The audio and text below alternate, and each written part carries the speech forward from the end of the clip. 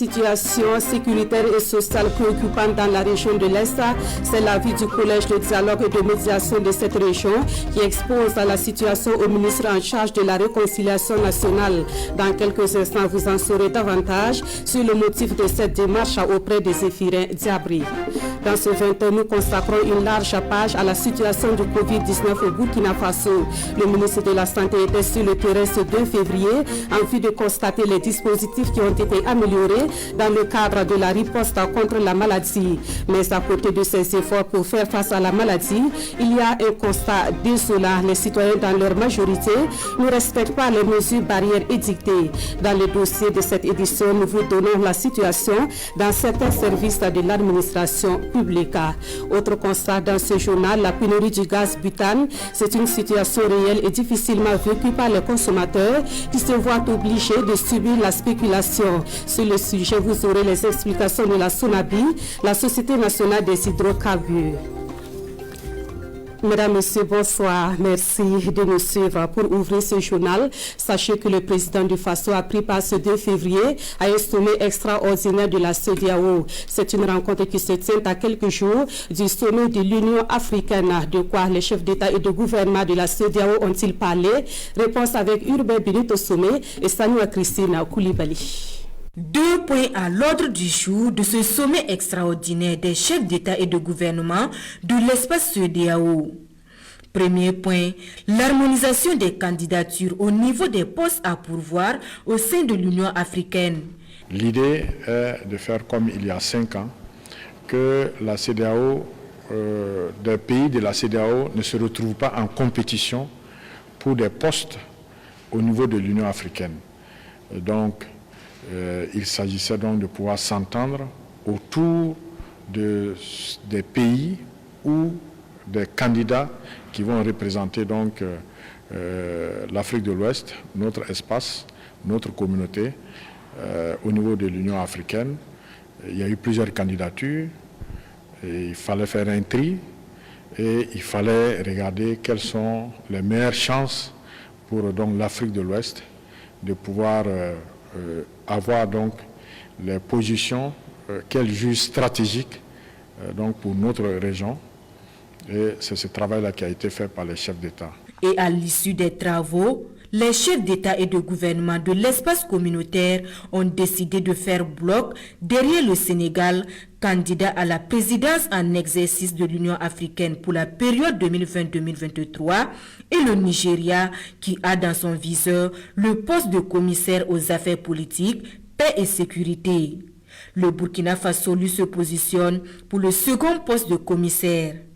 Le deuxième point en discussion à ce sommet virtuel, les réformes institutionnelles entreprises au sein de l'espace communautaire. Le débat que vous connaissez, qui est un débat ancien, la CEDEAO c'est 15 États et c'est 15 commissaires, chaque commissaire représentant un État. Le débat c'est que pour une question de rationalisation des budgets, il faut ramener ce nombre-là, il faut le réduire ou pas. Donc la question avait fait rage il y a quelques années et elle est revenue encore sur la table. Et donc il s'agissait de voir si quelles réformes on va faire pour que le budget de la CEDEAO soit soutenable donc pour les activités d'intégration. Et sur cette question, les discussions se poursuivront. Des propositions sont attendues du président en exercice de la CEDEAO pour plus d'efficacité et d'efficience dans l'espace. Direction à présent le ministère en charge de la réconciliation nationale et de la cohésion sociale. Une délégation du Collège de dialogue et de médiation y était ce 2 février pour exposer des préoccupations au ministre d'État Zéphirin Diabri. Ces préoccupations ont trait avec la situation sécuritaire dans la région de l'Est. Le point avec Paul-David Bambara et Ahadi Standamba. Le Collège de dialogue et de médiation face au ministre d'État chargé de la réconciliation nationale.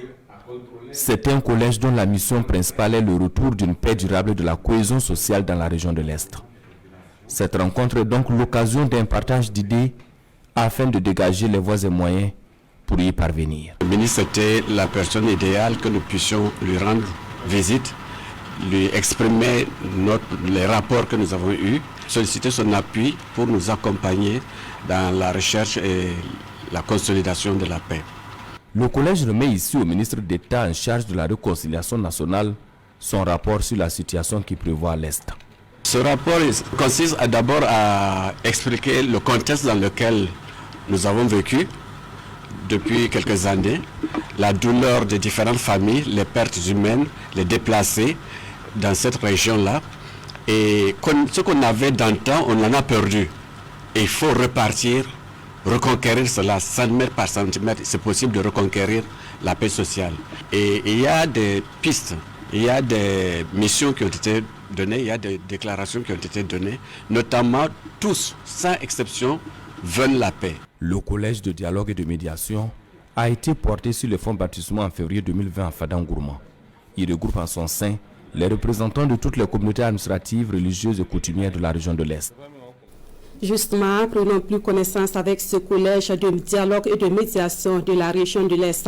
Sachez que la mise en œuvre de cette structure est la concrétisation d'une des recommandations des journées de dialogue pour la paix et la cohésion sociale tenues en juillet 2020. Le collège de dialogue et de médiation de la région de l'Est a été installé hier à Fada. Présentation avec Amidou Lankwande et Jérôme Tsendanou. Au nom de Monsieur le gouverneur de la région de l'Est, je vous déclare solennellement installé dans vos fonctions. Apaiser les corps meurtris par le terrorisme, promouvoir le vivre ensemble entre communautés.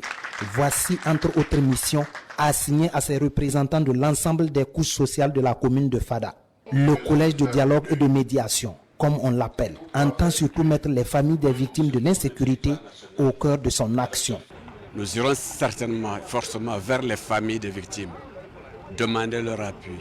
Nous sommes des accompagnants. C'est eux qui sont la force pour nous aider.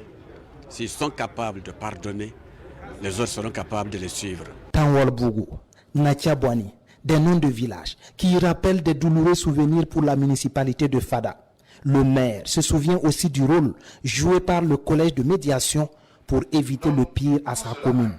Cette installation vient donc comme pour valider les initiatives entreprises jusqu'alors par ce collège. Il faut dire que nous revenons de très loin.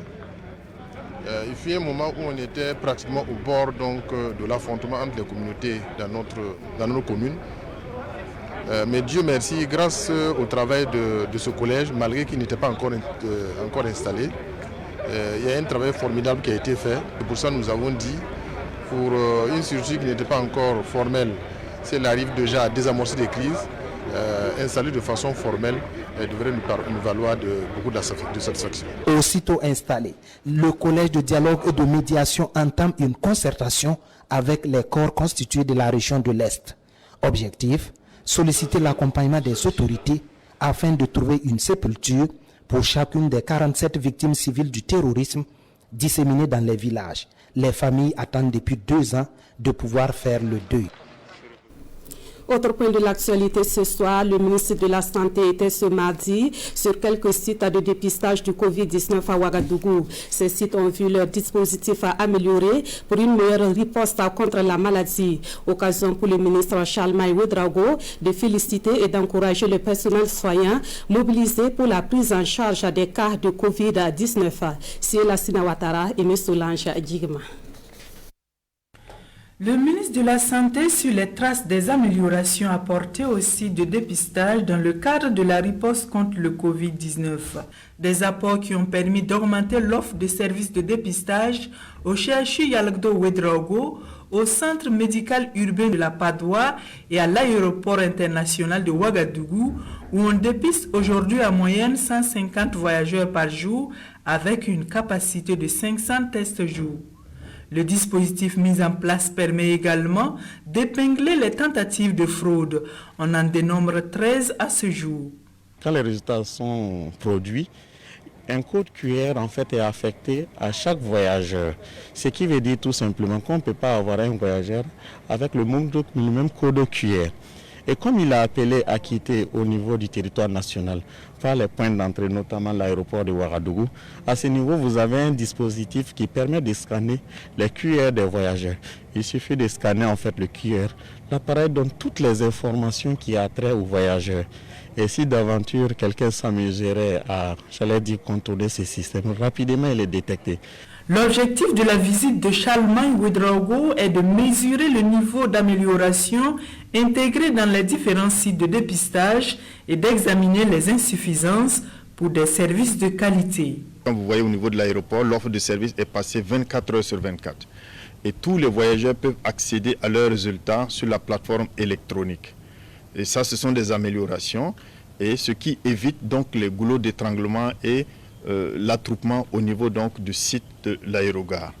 Donc nous sommes très satisfaits ce matin et nous avons vu des équipes très engagées. Et je saisis donc cette opportunité pour adresser mes vives félicitations à toutes les équipes, surtout la collaboration entre les agents du ministère des Transports et le secteur santé. Pour ce qui concerne la vaccination, c'est de la nouveauté. Vous suivez tous l'actualité, personne ne peut dire le contraire par rapport donc aux différentes polémiques.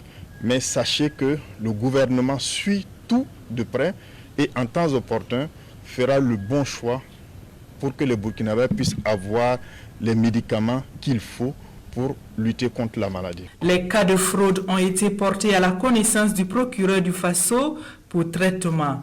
Le ministre de la Santé invite les voyageurs à se faire dépister dans les règles de l'art et la population au respect strict des mesures barrières. Et puis il y a ces autres acteurs directs chargés de suivre au quotidien l'évolution de la maladie au Burkina Faso. Ceux du comité régional du centre ont échangé ce mardi avec le comité national de gestion de la pandémie du Covid-19. Objectif à faire le point de la maladie et trouver les moyens d'y faire face. Le point avec Adama Guiti et Estelle Judith Assorba. C'est une rencontre d'échange entre le comité régional du centre et le comité national de lutte contre le Covid-19. Enjeu, faire le bilan de la lutte et revoir le plan de riposte qui est arrivé à terme en décembre dernier. Donc à la fin de ce plan, nous sommes en train de faire le bilan pour pouvoir élaborer un autre plan. Le premier plan était basé sur l'hypothèse que la pandémie pouvait être maîtrisée à la fin de décembre. Ce n'est apparemment pas le cas.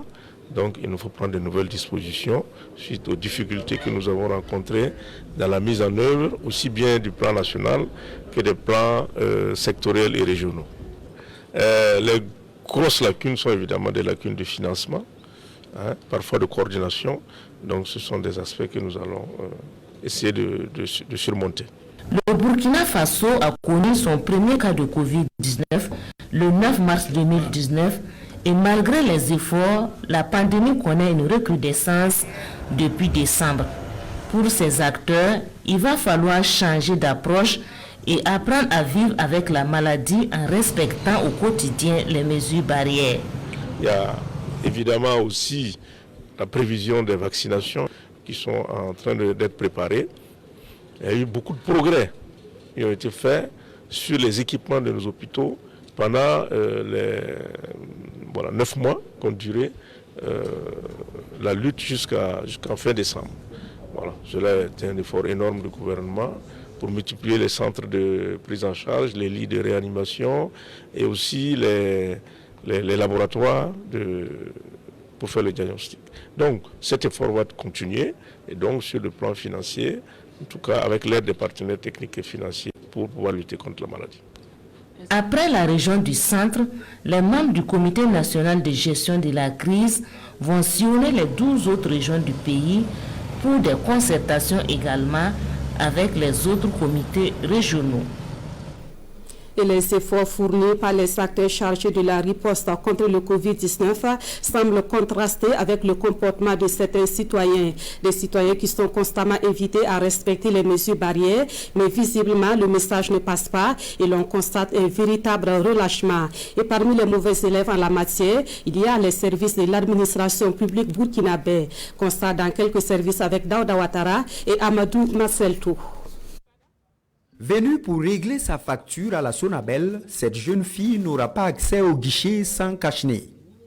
L'entrée est filtrée tout au long de la journée par l'agent de sécurité.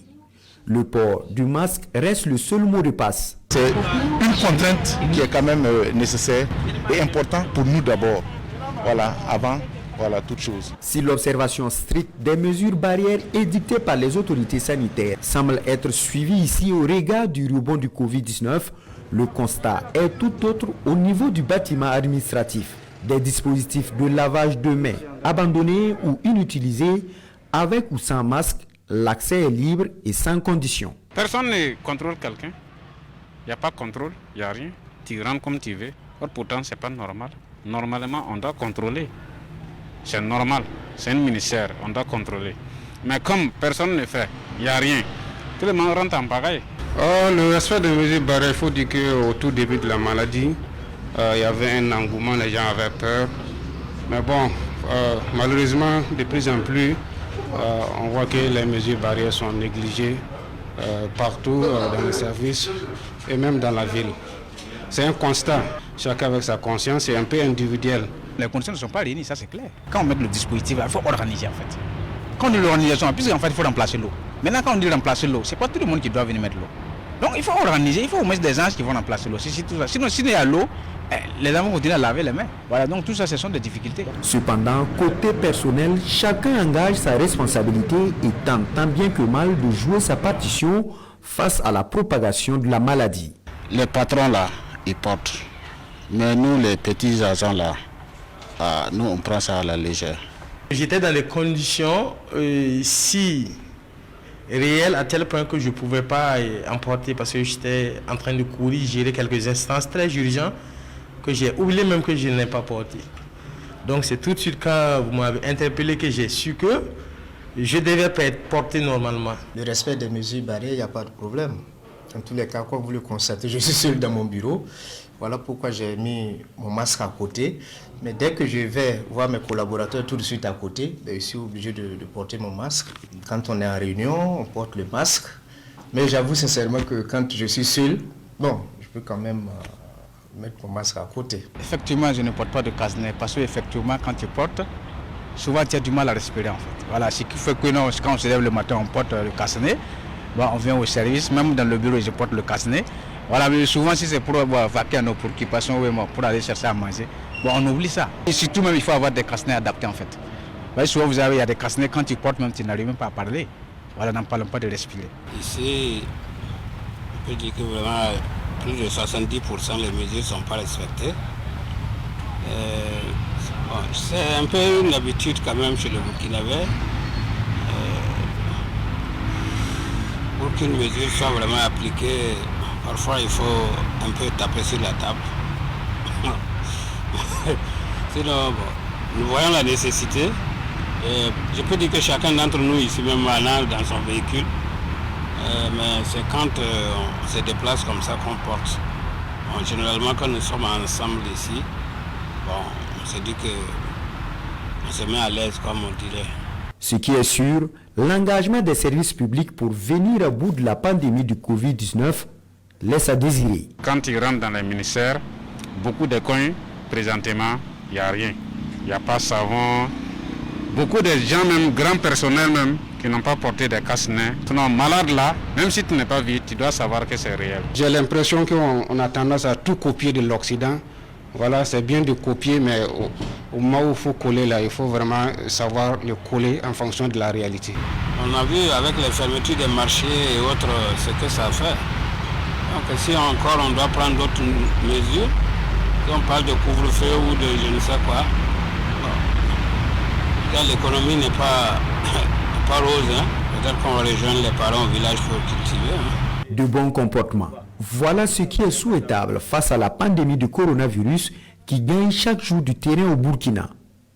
865 nouveaux cas positifs et 15 décès dans la seule semaine du 19 au 26 janvier dernier, selon le Conseil des ministres. Autre titre de ce 20h, une fois de plus, le gaz butane se fait rare au Burkina Faso. Cette rupture est due à des difficultés d'approvisionnement par la Société nationale des hydrocarbures et les distributeurs agréés. La Sonabidi fait des efforts pour répondre à la demande et pendant ce temps, les consommateurs déplorent une situation qui revient chaque année. Le dossier est signé Moussa Ouedraogo et Draman Dadia. Des heures à sillonner dans la ville de Ouagadougou à la recherche du gaz butane. Difficile d'en trouver au prix habituel. Vincent De Paul est au bout des nerfs. Franchement, moi je ne comprends pas cette situation. Je ne sais pas c'est lié à quoi. Et généralement quand on dit qu'il n'y en a pas et que quand on trouve, le prix augmente. Et vraiment, j'ai cherché ça en vain. J'ai quitté Karpala et j'ai sillonné plusieurs coins de dépôt. Voilà, local, on m'a fait savoir que c'était 6 000. Donc je me suis dit c'est pas normal, je vais venir à la source, à Sodigaz. La bouteille de gaz sur le vélo ou sur la moto, parfois dans le coffre de la voiture, espérant en avoir en cours de route. Ici, des bouteilles vides dans différents points de vente de gaz en attente d'être approvisionnées. Bon, il y a un problème de Sonabi. S'il y a pénurie de gaz au Burkina, c'est la faute à la Sonabi. Actuellement, les véhicules sont garés à Bingo. Ici, le gaz peut manquer une semaine durant. Nous sommes commerciaux. Un commercial ne peut pas garder un produit, dit qu'il ne vend pas à ses clients. Vous voyez c'est ce que c'est comment. À cause de ça, moi j'ai acquis l'État avec la Sonabi. C'est chaque année, c'est comme ça. Chaque année, c'est comme ça. Indexé par les consommateurs. Les distributeurs, à leur tour, pointent du doigt la Société nationale d'hydrocarbures qui s'en défend. Pour cette année de fin 2020, début 2021, j'ai pu vous dire qu'au niveau de la Sonabi, nous n'avons pas été en difficulté de disponibilité de gaz. Très probablement que les sociétés de distribution demandent un peu plus d'emplissage. Nous avons préparé cette période en particulier pour la zone de Ouagadougou, qui se trouve être la zone qui connaît le plus de tension. Nous avons mis en exploitation, rien qu'en fin octobre, une nouvelle chaîne d'emplissage de bouteilles de gaz qui fait plus de 8 tonnes à l'heure, donc qui vient donc renforcer notre capacité d'emplissage. Des efforts consentis pour satisfaire les besoins sans cesse croissants des consommateurs. Du gaz butane utilisé à des fins agricoles et par certains acteurs de transport devenus de gros consommateurs qui le plus souvent s'approvisionnent chez les revendeurs non agréés, des acteurs du secteur informel. Ce qui entraîne la pénurie de gaz, une rupture qui donne lieu à la spéculation. On ne saurait pointer du doigt la seule Sonabi parce que ces distorsions sur le marché contribuent également à rendre le gaz indisponible et à créer la spéculation. Parce que si tout le monde observe les règles, il n'y a pas de raison que ce deuxième niveau de distribution puisse s'organiser. Nous avons constaté qu'en dépit des tensions qui sont vécues sur le marché, la hausse des quantités de gaz mises sur le marché par la Sonabi par rapport à la même période de l'année 2019 avoisine 30%. Pour pallier cette situation de tension entre l'offre et la demande en gaz butane, Sodigaz, l'une des 9 sociétés de distribution de gaz, a sa petite idée. C'est la concertation que nous avons régulièrement avec la Sonabi. Nous pensons que au jour d'aujourd'hui, si nous arrivons à augmenter substantiellement le taux d'emplissage, ça ne va pas peut-être résoudre durablement le problème, mais ça va être déjà des solutions. Parce que n'oubliez pas que les consommations sont de façon cyclique. Même si la hausse du taux d'emplissage s'impose, les distributeurs et les consommateurs de gaz doivent aussi veiller au grain et interpeller la police des prix en cas de surenchère. Dans l'actualité également, les artisans miniers du Burkina se concertent dans l'espoir de trouver des réponses aux difficultés rencontrées dans leur activité. Ce matin à Ouagadougou, ils ont tenu une assemblée générale extraordinaire. Thème de cette rencontre, la problématique de l'artisanat minier au Burkina, diagnostic, solutions et perspectives. Le compte rendu de Salifou Belem et Maïmouna Traoré. Selon les statistiques, l'orpaillage artisanal occupe plus de 3 millions de personnes au Burkina Faso. Regroupés au sein de l'Union nationale des associations des artisans miniers du Burkina, ils se sont retrouvés ici dans la cuvette de la Maison du Peuple avec le syndicat national des exploitants artisanaux miniers pour échanger sur les difficultés qui minent leurs activités en vue de trouver des solutions. Nous avons constaté que plusieurs années, l'administration a fui sa responsabilité envers nous et il ne peut pas nous approcher pour comprendre quelles sont les difficultés. Les acteurs ont des difficultés avec la BENAF parce qu'il y a des textes qui traumatisent vraiment les acteurs et qui le rendent de perte des moyens financiers. Lié à manque d'organisation, l'application de ces textes cause beaucoup de problèmes à notre secteur. Cette assemblée générale extraordinaire est également une tribune d'interpellation et de plaidoyer auprès des autorités compétentes sur leurs conditions de vie et de travail. Nous sommes entièrement disposés et disponibles. C'est en synergie que nous allons trouver donc les solutions pour ce secteur qui apporte beaucoup et qui est le premier produit d'exportation pour le Burkina. Nous avons une équipe qui est en train de travailler sur la relecture des textes et très bientôt vous allez voir donc les résultats. Mais nous allons aussi les écouter parce que ce sont les premiers acteurs sur le terrain et je pense que nous leur avons demandé. Une fois qu'ils vont avoir les recommandations, qu'ils viennent avec nous, on va s'asseoir, on va discuter et on va trouver les solutions. Le ministre de l'Énergie, des Mines et des Carrières invite les artisans miniers à l'ordre et à la discipline car la fraude occasionne des pertes d'environ 20 tonnes d'or par an. Et puis, nous vous l'annoncions dans nos éditions d'hier soir, un affrontement communautaire est intervenu hier à la suite d'un braquage sur le site de Djikando, à quelques encablures de Gawa. Selon un communiqué du gouverneur de la région du Sud-Ouest, le bilan fait désormais état de 9 morts, de nombreux blessés et d'importants dégâts matériels. Face à cette situation, le gouverneur annonce la fermeture du site de Djikando à compter du 1er février 2021. L'accès au site est donc interdit désormais et tout contrevenant s'expose à des sanctions. De ce journal, c'en est fini pour la deuxième édition du SICO dans le Salon international de la coopération pour le développement. La cérémonie de clôture est intervenue samedi dernier après 3 jours de travaux. Ces travaux ont porté sur le processus de la coopération pour le développement ainsi que les stratégies de communication dans un contexte de crise humanitaire. On en sait plus avec Amadou Marcel Tour. Venus des 13 régions du Burkina, ils sont journalistes ou étudiants en communication des universités et instituts de formation. Pendant 72 heures, ils se sont prêtés aux questions de la malnutrition, des mariages forcés, de la protection des enfants et de l'urgence sanitaire pour cette deuxième édition du SICODE. 2018, nous étions à 8 communications. Cette année, en tout cas, nous avons pu aborder 11 communications, des communications qui ont été en tout cas géré par des communicateurs d'envergure nationale et internationale. Également, les journalistes ont fait des grandes recommandations. Et parmi ces recommandations, il y a une recommandation en tout cas qui invite les partenaires à accompagner les journalistes à travers des équipements, des petits matériels dans toutes les rédactions, également en tenant compte des 45 provinces. À ce salon, le mérite de 9 partenaires techniques et financiers a été reconnu pour leur soutien à ce projet de l'IJACODE, l'une des innovations de ce salon. Mes actions veulent toucher les plus nécessiteux de ce pays.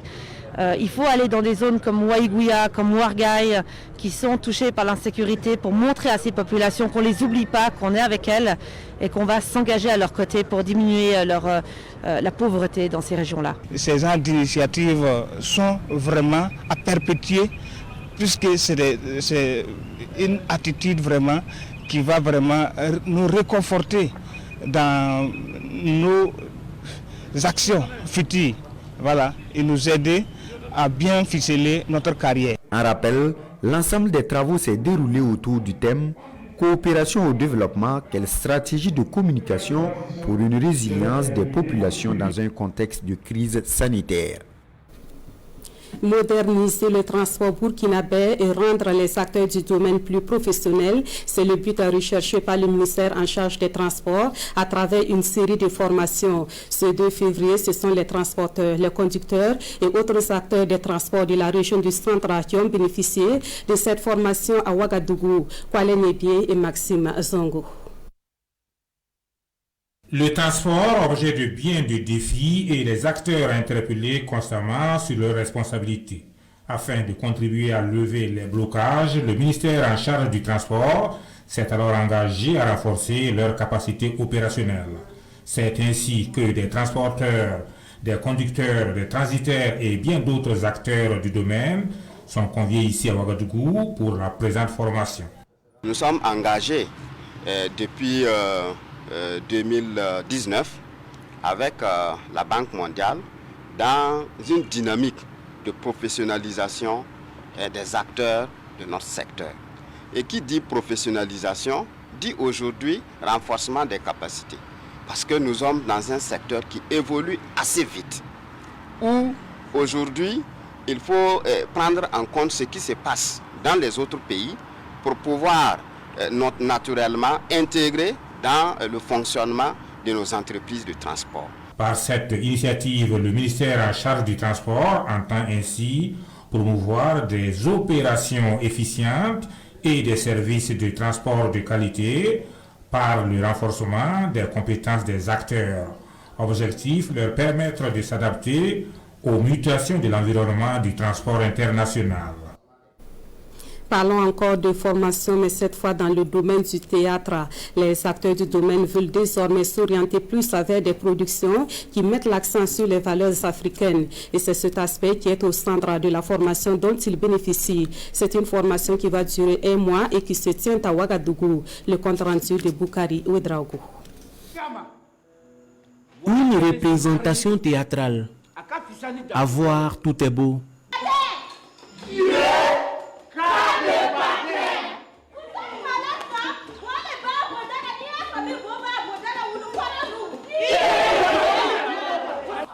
Justesse dans les mouvements, fluidité dans les enchaînements, le tout couronné par une diction parfaite.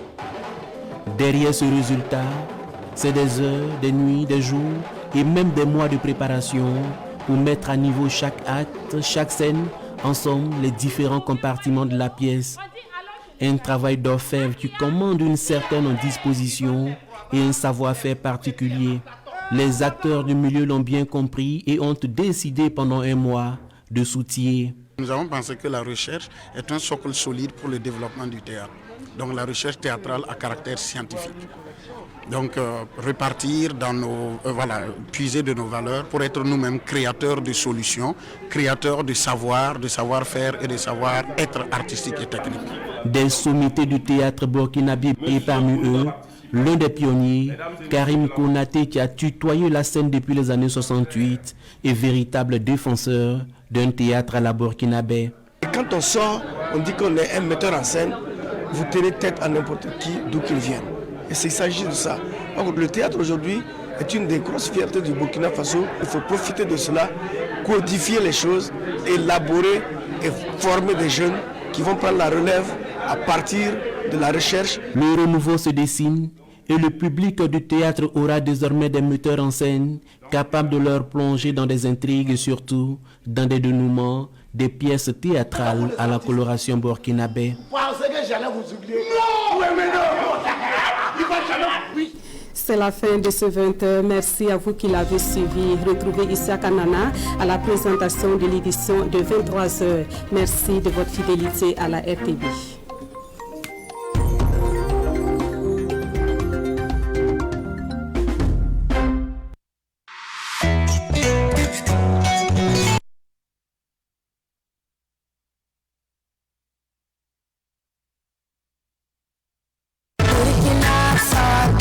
andi kimin je henude ngurdam gel cukaden o debbo e o gorko yo min woni jomo hana